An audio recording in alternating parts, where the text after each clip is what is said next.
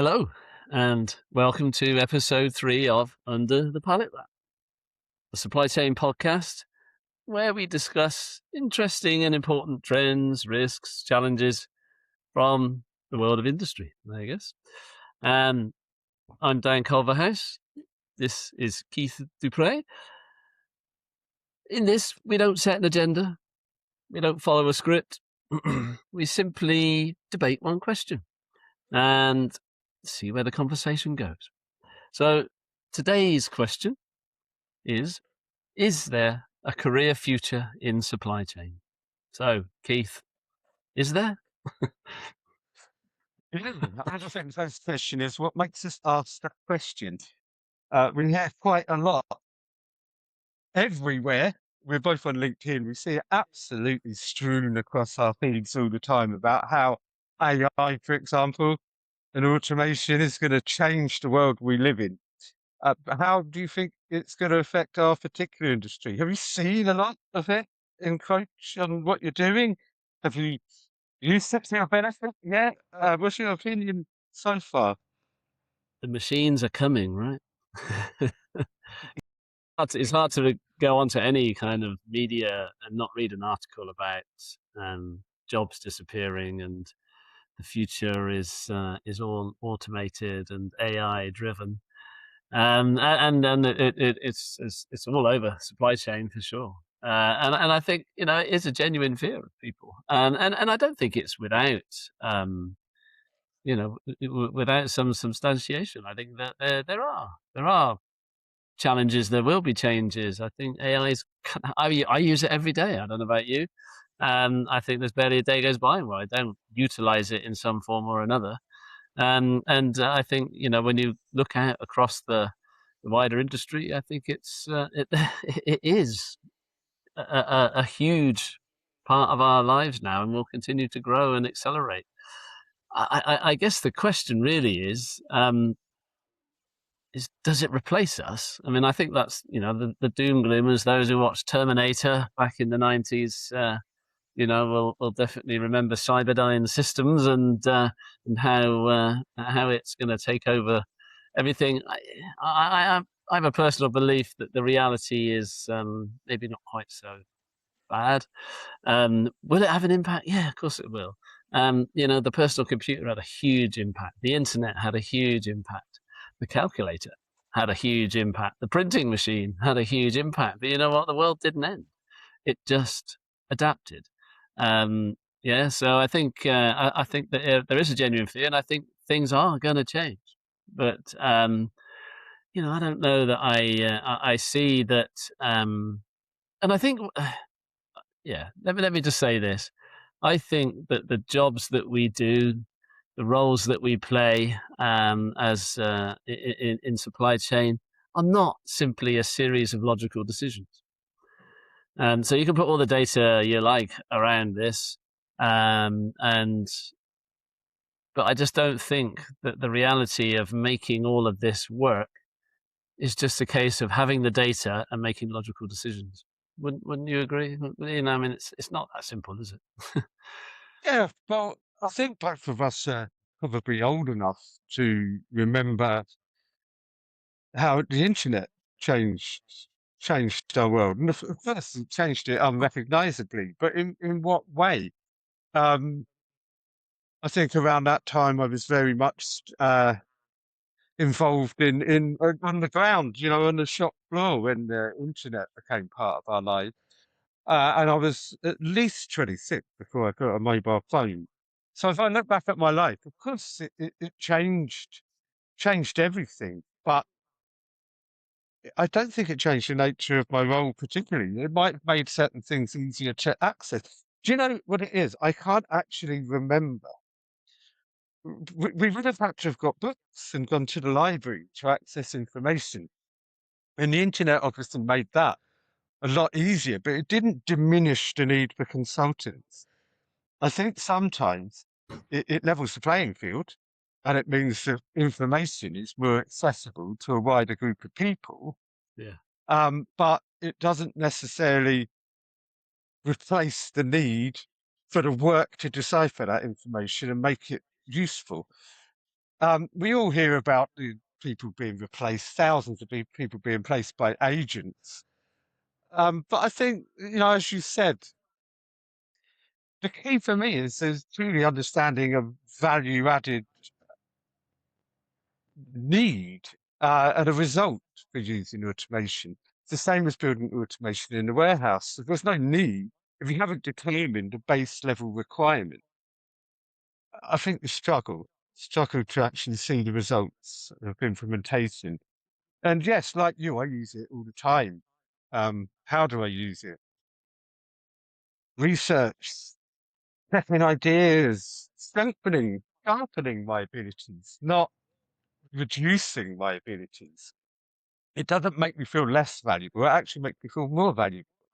It makes me feel sharper. Um, I can trust my work a bit more.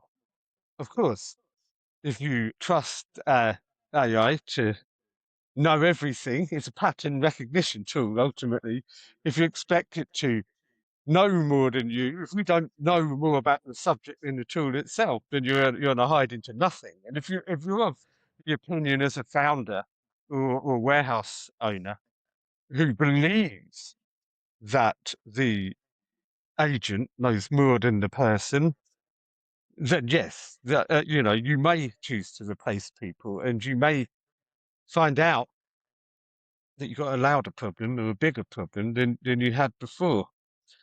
Yeah, yeah. I think I always have a little bit of a worry, and I think the way you see the way AI companies advertise themselves, and there's a real push. It feels like, and maybe this is just a way of getting people to try it and adopt it. But there's a real decision outsourcing kind of approach to the AI companies. Just the most basic things. Like I think I've even seen an advert for an AI agent, that tell you whether you're wearing the right clothes for a date or something. I mean, it's just like what? And I know that's nothing to do with what we're doing, but the point is, it's what I worry about is this decision outsourcing that I don't need to think anymore. I can just ask. And as you said, what you're asking is only good as the information that's out there. It's not original thought. It's just summarizing what it can take from from the sources that it uses and regurgitates it back to you. I mean, in the art world, people talk about it all the time, don't they? That AI can recreate art, but it's only an interpretation of what's already been done. It's nothing original. It can create music, but it's just, you could say, make me a song that sounds like the Foo Fighters, and it can do that, I'm sure, but it won't be an original. It'll just be a interpretation, a copy. So it's all the time when you're in these places, and yeah, trust me, you can get things done a lot quicker when you utilize the power of AI and to automate, processes and activity. But to think, one of the things I always like to say when we're talking about this sort of thing is that most of the solutions, the AI solutions that are created to apparently replace the need for a operator, for a manager, or for a that can make all your supply chain decisions. So maybe it's a supply chain planning tool. You just chuck the data in, and then it's going to give you your answer. And you don't even need to think about it. It's written by techies, right? And no offense to techies, they're very good at what they do, but they're not operators. They don't understand the nuance of how things occur and how it requires more than just data and logic to come to the right conclusion. So we've both worked in customs a bit. I saw it. There's been this huge surge of custom software, these AI driven, where they can do all your declarations for you. But the one thing they don't mention in all of their marketing and that, and I find it a little bit naughty, really, is that what it's saying it can do is it will take the information that you give it and it will make a declaration for you.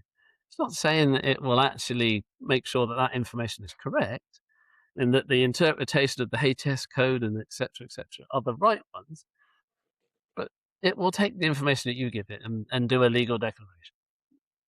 But that's not everything, right? Because if you could look at it and say, actually, if I use this HTS code, I can reduce the the tariffs and, et cetera, et cetera, then that's where the skill comes in. And it's not just simply a case of, A plus B equals C, because there's always a D, an E, and an F in there somewhere that makes the decision a little bit different. And if it's not written down, if it's not data in its experience, then I don't care how clever the machine is. If that information is not there for it to use, it can't use it.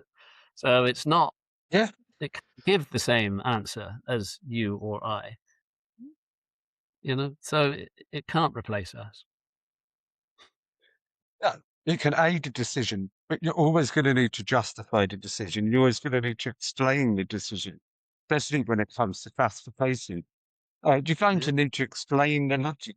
It's not enough to just say, I have an agent. You need to know how to set this up. I 100% agree with your example. Um, it leads me to the question. I think I've got my own opinion about where it's incredibly useful, but where do you see it being utilized? Uh, what what what can and can't be automated in your view? I'd like to. I've seen some good dashboards where people have taken data. In the past, they might have invested thousands on a piece of inventory software, as an example. When ultimately all they've done is taken the data, they've trained it to provide an outcome based on clear parameters, and they've used that as a specific bespoke tool to help their operation. I've seen that before when you can't find an off the peg product to suit your needs. And I think that's why I talked about it leveling the playing field. If you need something, you can build yeah, something as long as you fully understand the inputs and the outputs and what you expect it to do and where it can break. I've seen some really cool forecasting and inventory based tools. Um, I've always been a bit of a dashboard builder myself, using Excel, Access, and everything else, learning from Google, to try and build visibility where there is none. But of course, as you well know, if you haven't got the data, these things, you might as well be pointing your finger in the air. So, but it does make it quicker to build something more interactive. Um, but where do you see the possibilities, and where do you see it really not working in your experience? What will it replace? What won't it? I think what I really like about it, and I completely agree that in areas like forecasting and planning, it's very helpful. It can process a lot of information, but where I think it's really powerful is that you can interrogate it. So it'll come up with an answer. You'll feed a load of data in, and it'll come up with an answer. And the other thing I also like is where you have holes in your data, it can help you fill those holes. So yeah, and it can just make some assumptions on your base, but you can then challenge it and interrogate it, and suggest it interprets things differently. So I think that there is, I think it's this interaction and the interrogation that you can do with it, which and it learns, right? And it can learn from that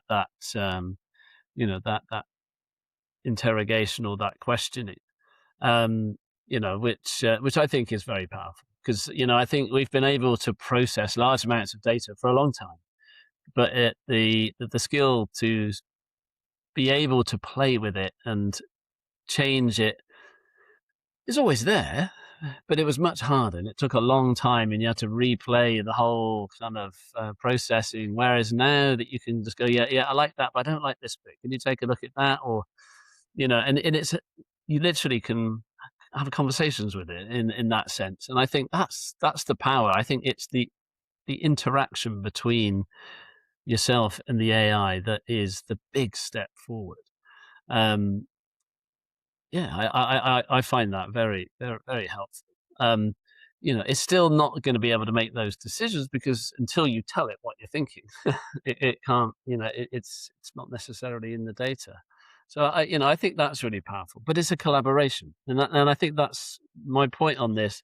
And I've spoken before about, and obviously my my background is very much more around the physical operation and the automation. And, there's the same fear in warehousing as there is across the supply chain, that warehouses are going to become these automated, closed operations where, stuff feeds in one end and a load of DPD packages come out the other end.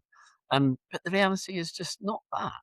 That there's very, I mean, I'm sure you could make a case for a very simplified, is that a real word? I don't know, but a simplified setup where you could entirely automate the entire process. It's one product, people order it, and it just picks it out, puts it in a package, and pushes it out the door.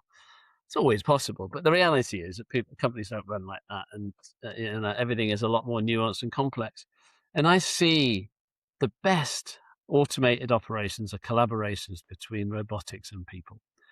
Does it reduce the headcount? Yeah, of course it does. But in the main, what it reduces is that peak. When you get into a retail warehouse, and the headcount can double during a peak period. And anyone who's supervised or managed one of those operations knows that those periods are terrible. You've got a bunch of people who come in, not their fault, but they don't know the operation. They don't really care that much because they're only there for a few weeks. It's just a very basic level job. They're getting paid to move stuff about, so you can't expect them to care that much. So the quality of what you're doing goes down. Actually, your performance rarely goes up because you've got so many people around that don't know what they're doing. Um, that it creates as much mess as it does help. But you just need the power to be able to produce all those orders. Whereas when you automate that process, the machine can take the strain. And when you go through peaks, you don't need the same uplift in people. You still need some, but not anywhere near the same degree. The machine can take the strain, and therefore you can upgrade your performance massively, and you don't lose all of that quality. So the customer still gets the orders they wanted. Um, but it still takes people. But those people are a little bit more skilled. They work in collaboration with the robotics, and therefore it's powerful. And that's a real major shift in how you can utilize machinery and intelligence in systems.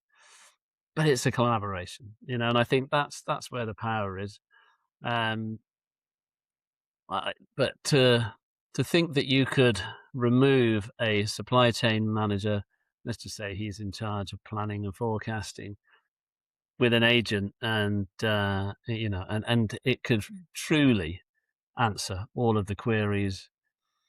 I just think it's naive, and who's to say it could come? I mean, who knows where this might go? But it's nowhere near. We're not near that at this stage. I just don't see that being a reality from you know all the years that I've spent in operations, and they've changed a lot in that time. When I started, used to manage the stock on a piece of paper, let alone on a system. So I've seen a lot of transformation, but at no time have I really felt that this could run intelligently without human input. I just don't see it. Don't see it. Yeah, I think I come from the same point of view. If you just look at all the years we've worked, and I don't want to sound naive, I know more. Look how long I've worked in the supply chain.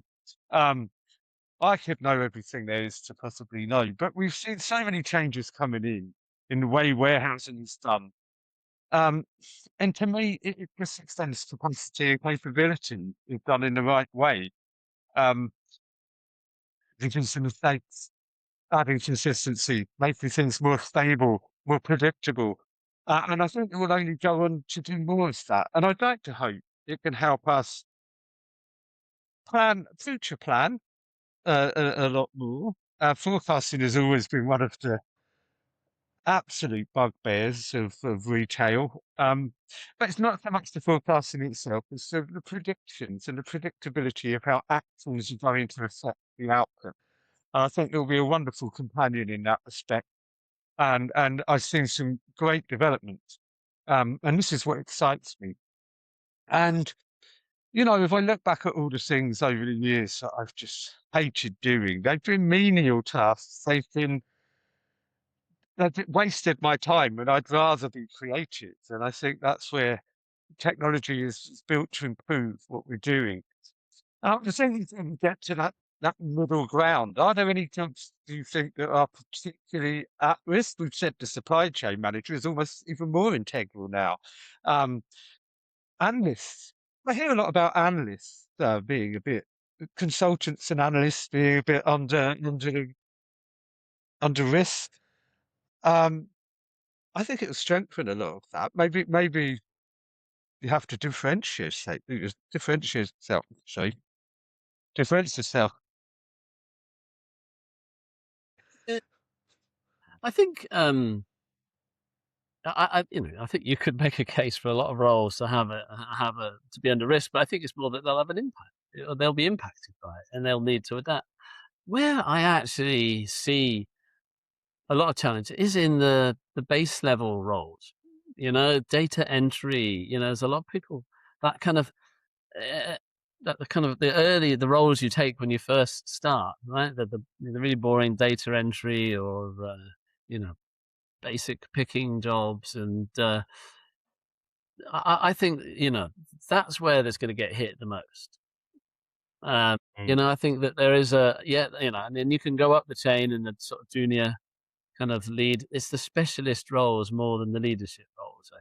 I think people always need to be led, and a machine can't lead you because if ChatGPT tells you to go and do something, you could just ignore it.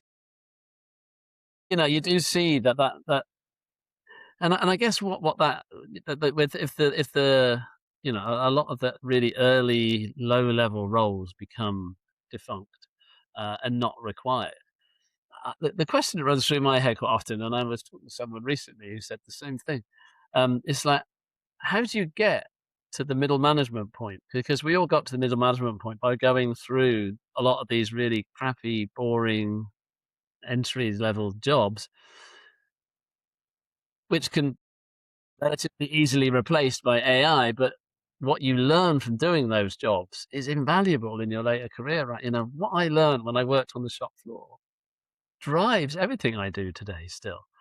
It's and if you don't have to do that as much, or not everybody can take that path through. What's the path to get into a supply chain manager's role? I mean, I don't know the answer to that actually because the paths are going to be different, right? 'Cause you can learn, and I know you can go to university and get a degree in it or whatever, and maybe then you can parachute in at a high level, but it's not the same.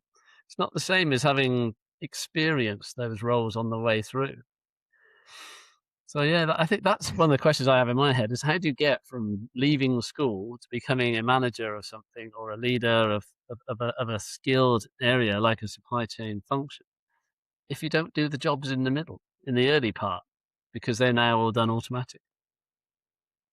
Yeah, yeah. I'm sort of conflicted around this because I did say earlier that it levels the playing field. It does at a certain level. If you know what you're doing and you want to build, it's a lot more accessible to you once you've got the knowledge. But I think you're completely right. I mean, what about five S's and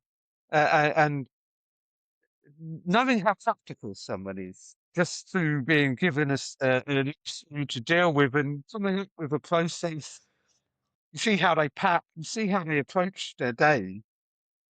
You do worry a little bit whether that layer would be neglected. I'd like to hope as a leader I wouldn't think of those four competencies, but as time goes on, it's hard to predict how people will how how they treat employment, whether you need a degree. We've often spoke about how supply chain should be it should be a desirable career, and there's sending courses on supply chain at school, let alone university. It's not really, in my view, currently necessarily a university career.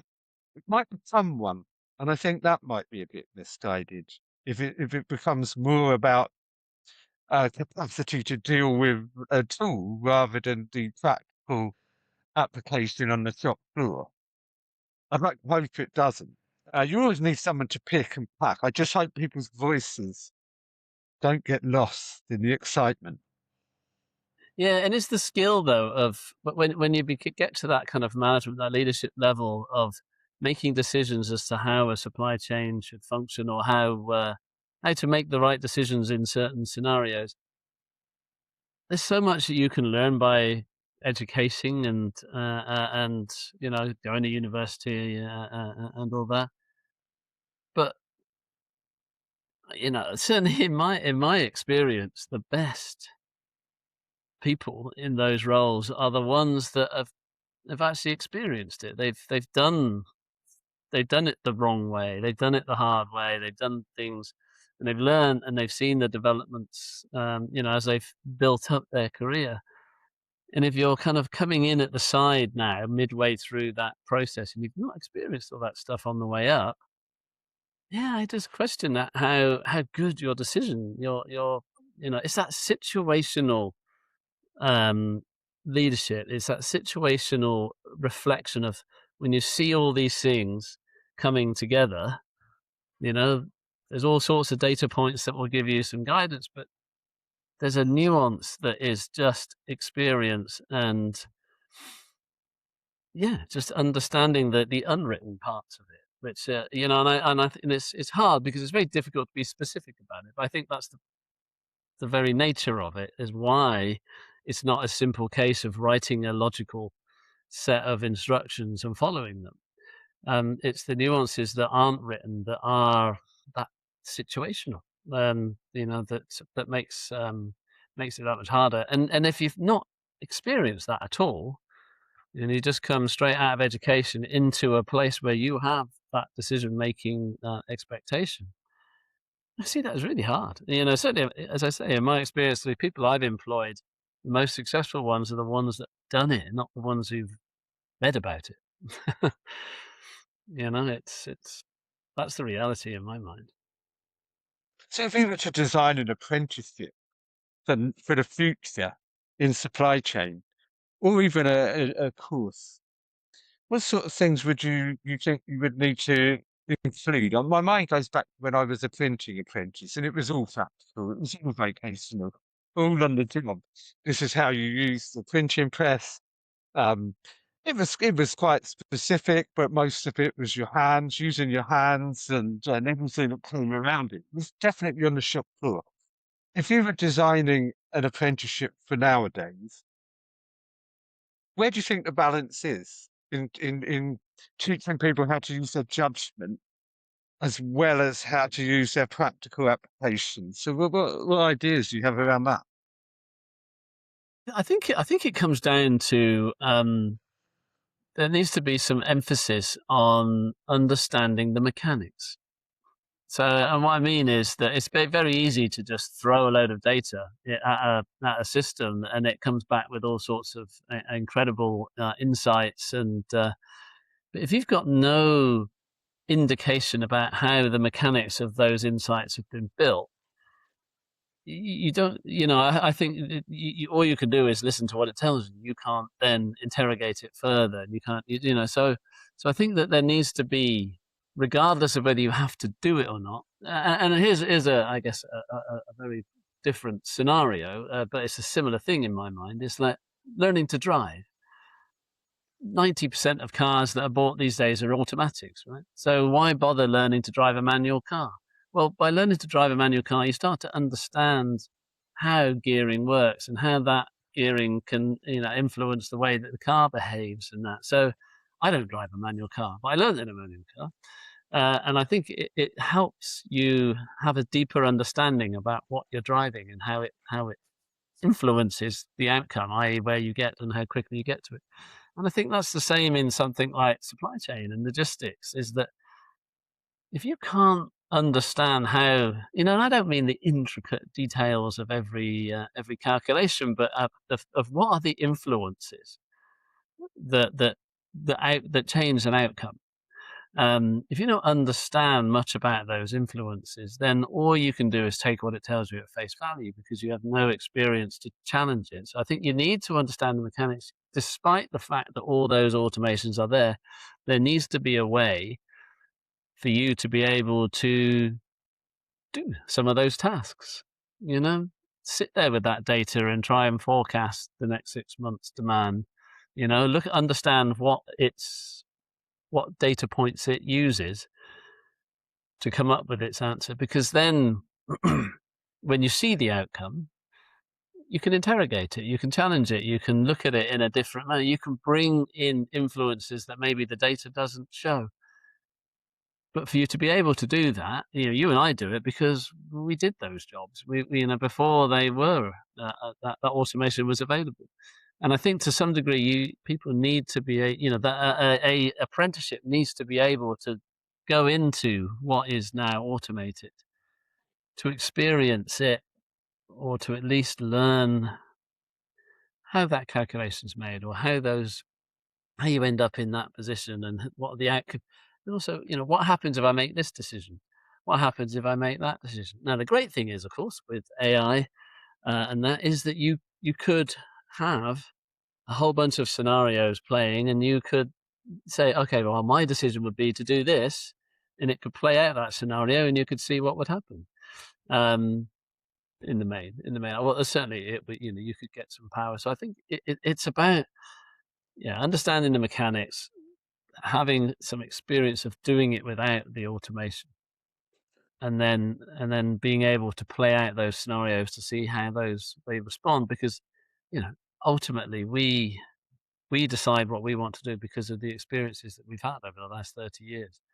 I think for me that was how it worked. But then I do accept that I am a hands-on person. I'm a person that learns through experience. I learn through doing. I'd never had much success in the more formal education. So, same question to you, Keith. How would you approach it then? Yeah, I think, yeah, well, the word that comes to mind is practical theory. And I was also thinking, is took on board your point about the manual versus automatic car. I learned in the manual. I still drive a manual car, and my daughter's about to learn how to drive, and I think she should also learn in a manual car. I insisted my kid. Manual, yeah, you still have manual cars. Part of me is thinking, when does something become obsolete enough not to learn it? And thinking about supply chain, I just don't think it can become obsolete. Uh, Paper filing, okay, that is our common sense, but actually understanding the theories, the basics, um, how to work out, for example, how to calculate a freight rate, for example, that is something that can be practically taught and understood. How to classify products physically using the products in question, understanding customs rules, uh, understanding how the nomenclature works, understanding the basis around international trade. This can be tested, and I think it should be evidence-based, that before you move on to levels of responsibility, you need to provide some level of evidence, whatever you're going to set that up as. That's how you train it. In terms of warehouse floor, as long as you are doing a physical job, I think it's easy to train it and understand it. I think when it comes down to it, any sort of role like planning, some of those are just going to lean heavily on data to make decisions. You need a layer whereby someone has to understand how to do that manually before they use the tools. Well, learning connects in one with the other, but they still have to feed into each other. What's what an action, the implications an action can have. As I say, to just use that car scenario again, if you don't really understand the implications of changing gear, then you won't really understand that when you put your foot down on your automatic car, what happens and why the car races off, and does things. So it's understanding the implications of an action, and I think you learn that through getting involved in it. And I guess the question now then is that if that's the case, so I think we're saying that education is clearly important, and there needs to be, good ways of being educated. but the experiential side of it is also very important. So, yeah, what do companies need to do if that bottom layer of roles is not necessarily there in the same way? How do companies take people from university or from school and build them into leaders or managers? And I know all the leadership side, the behavioral side is one thing, and I think that's not really what we're talking about today. It's the technical side of understanding the nuance of the technical side of the industry. How do what do companies need to invest in? Is it simply apprenticeships where they have to accept that these people are having to do roles that maybe to some degree are defunct, just so they learn enough about it? I mean, if you're a big logistics company, how would you build that skill? This is where I feel that AI can work for the better good because it can build models to train people where it can synthesize outcomes based on your inputs. I can visualize almost I can almost picture a Sims type scenario where you are responsible for an operation and this is what you use the data, that how you use all the inputs to build your outcome. I can see a real future on that. But I think that layer's always got to be there. Um, Otherwise, it could make or break an operation if you've got people just following orders. We've all been in operations where you've walked the floor and you've asked someone, "Why are you doing that?" Oh, because that's what I was told to do. Yeah, and you point it out like this is a bit. Let's go through this. Can you see why that might be a little bit unhelpful? Oh yeah, I never thought of it that way. And you see the revelation in that person that they can question what they're doing and they don't have to follow blindly. And that's where you have the wider conversations with their supervisors. Did you know that your team are just copying what you said? Are you not monitoring the outcomes? And then you can train them to be a better manager. So I think AI can be used to build more effective managers. And again, we're not talking about this right now, but if it aids the people side, if it aids their awareness of how people operate and how they behave and how they follow orders, all the cultural elements, how hierarchical some warehouses can be and what people really think. And if they are of a personality or in a position where they tend to just follow orders and not question, it could amplify those behaviors. So, I know power of continuous improvement, right? And the power of continuous improvement is asking those people who do the job every day to think yeah, about the wider implications of what they do and not just to blindly do it. Because most people, I mean, like, I'm sure you've experienced this 100 times as well, that when you get together a group of people who do the job, the amount of ideas they have on how they can improve is immense, and you can make such great progress. And it's not the guy who's sitting at the top in the comfy chair with his suit on, or and getting paid a nice salary. It's his skill or her skill is being able to reach into the operation and find those skills from the people who are doing it on a day to day basis and utilizing all of that power and that knowledge to make a difference. And if all of that power suddenly becomes autonomous to us and therefore is done in a black box, how do you do that continuous improvement? And it may be you can say, well, the AI's got the intelligence to be able to see it. Great, you can. But what if it gets it wrong? What if it starts taking you in a path that is not sort giving you what you want? Yet nobody has the in-depth knowledge to know, hang on, this is going in the wrong direction. This is not what we want. We want to change it. If you're totally reliant on a data model, then you suddenly lose your power to influence its direction. And I think that's it's a concern. I think it's why people need to continue to develop this critical thinking, this imagination, this innovative mindset that doesn't rely on a machine to tell them what to do all the time. And I think we're talking about, is there a future career in this area? I absolutely believe there is. it's just not the same as it has been for the last 30 years. It's starting to change, and you're using tools differently. And therefore, roles will change, they will shift. Where the emphasis of people is will be different. But there's going to be people, in my mind, anyway. Yeah. Yeah. I don't want it to ever replace the good old Gemba walk because that is the most valuable element, in my view, of my role. It's the bit I enjoy the most. I love accelerating my knowledge to make decisions quicker. And I love designing more streamlined tools that mean that people don't have to spend hours on data entry. We can use the data in real time rather than 2 months later. That's amazing. And I don't even think we've seen the beginning of it. We can. I would love to hope that we can use AI to accelerate our thinking on things like sustainability, climate change, waste, uh, decisions for the good.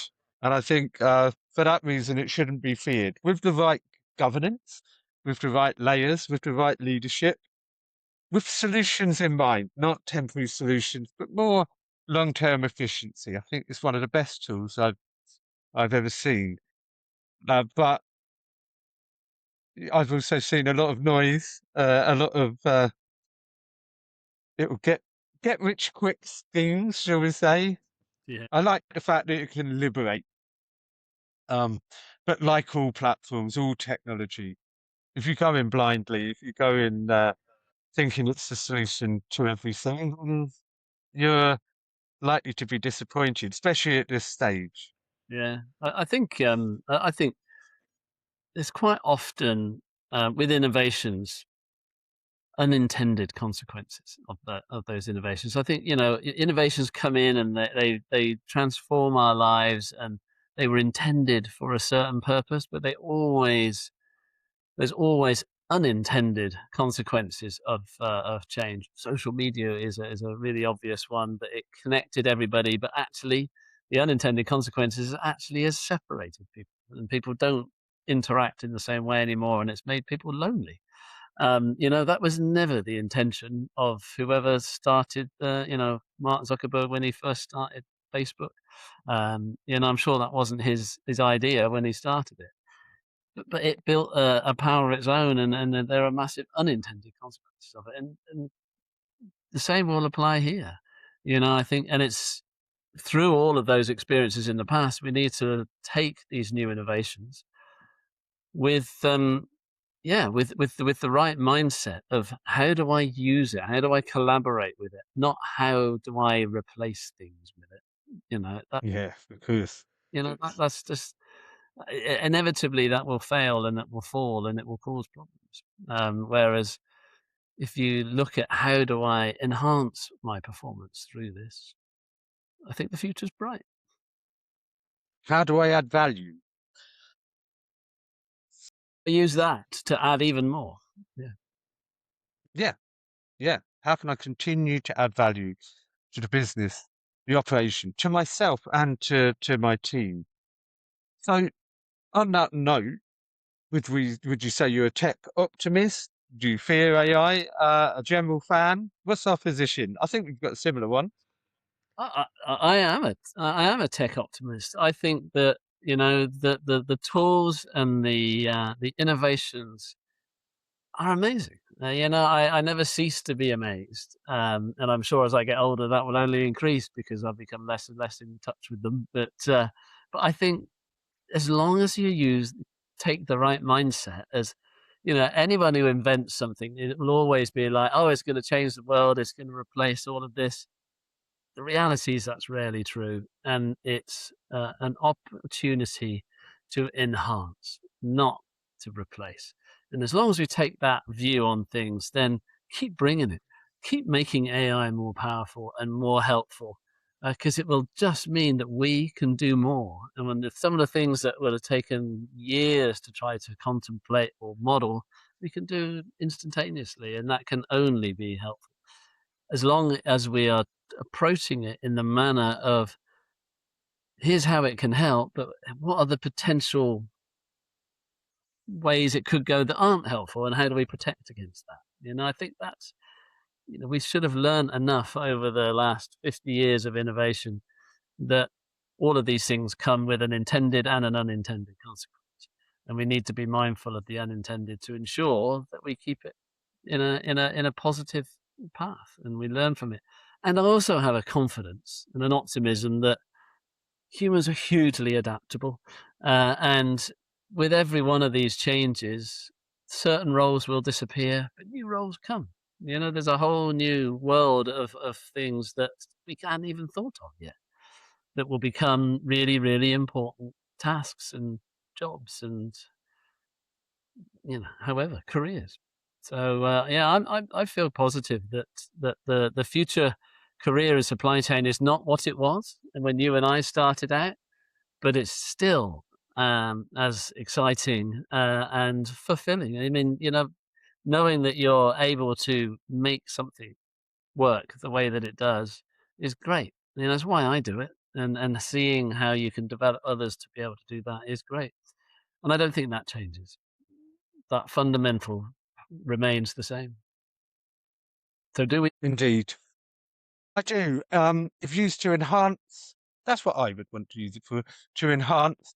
If we can move stuff across the world in a responsible way for the smallest footprint, and we bring people together, make decisions easier, innovate, improve.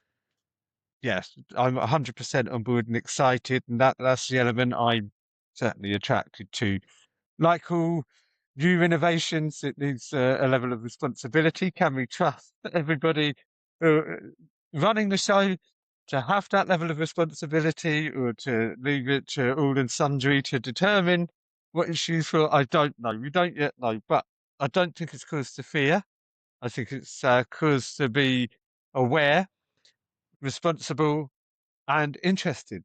And it actually it's added a boost to my permanent interest in the supply chain. It's just made me even more excited about what I'm doing. Like, what more can I do? This is amazing. What breakthroughs can I make for my client, for the industry in general? How can I add value? How can I, especially with the sustainability elements I'm working on, how can we get to a point where that becomes easier for the industry to do things in a less harmful way, to repurpose products, to build the end-to-end visibility through the chain, to make decisions easier, to get the message across uh, louder, more effectively? I'm all for it.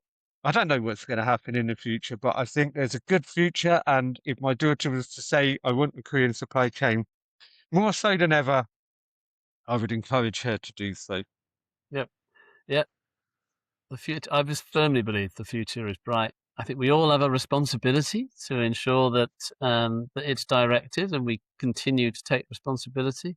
If we hand our brains over to others, then there's an inevitable outcome. But I just don't see that being the way that most people would want the world to evolve, and therefore they'll continue to want a degree of control. And yeah, I don't look to governments for help for that. I think that's our responsibility. And yeah, bring it on. I say, bring it on. The future Yeah, we're ready. We're supply chain is more exciting than it's ever been. So there we are.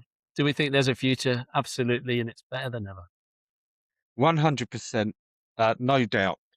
So on that note, we talk of technology, but no matter how much it advances, you may have noticed my glasses steam up because ironically, I'm using new technology from a company called Warm Box, and my room does feel like a warm box, feels like a greenhouse. But never mind. Dan and I decided to keep it real from the beginning, and we're going to do that. What you see is what you get. These things amuse me. So we've got another question for you next week, and we look forward to seeing you. And for now, goodbye. Thank you. As fun as ever. Speak to you next week. See you soon.